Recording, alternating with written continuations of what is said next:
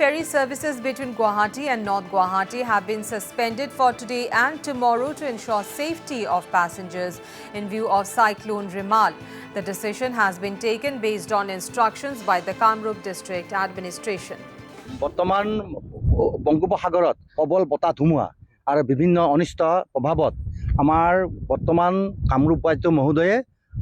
27 আৰু 28 দুদিনীয়া কাৰ্যসূচীৰে এই আমাৰ ফেৰী সেৱাসমূহ বন্ধ ৰাখিব পাৰিছে যাতে যাত্ৰী সুৰক্ষা প্ৰতি মানে এই কামটো কৰা হৈছে কাৰণ নহলে যিকোনো মুহূৰ্তত এটা হেৰি সৃষ্টি আহি যাব পাৰে আৰু সেই হিচাপে আমি ঘাটসমূহ সুৰক্ষিত কৰি ৰাখিব দিছে আমি তাৰ কাৰণে ব্যৱস্থা কৰি বৰ্তমান চলি আছো আজিতো যাত্ৰী আহিব আজি সোমবাৰ যাত্ৰীটো আৰু কিছুমানে গম পায় কি নাপায় ল'ৰা ছোৱালী ষ্টুডেণ্টৰ কথা আছে যথেষ্ট যাত্ৰী আৰু হেৰি আহি আছে আমি তেওঁলোকক কৈছো এইটো উপায় নাই এইটো যেহেতু আমাৰ যাত্ৰীৰ সুৰক্ষাৰ প্ৰতি এইটো বন্ধ ৰাখিছে গতিকে আমি তেওঁলোকক বুজাইছো বৰ্তমান বতাহৰ লগত ঢৌটোৰ প্ৰভাৱটো বেছি হৈছে গৰম আছিল প্ৰচণ্ড গৰম আছিল কিন্তু আজি ৰাতিপুৱাৰ পৰা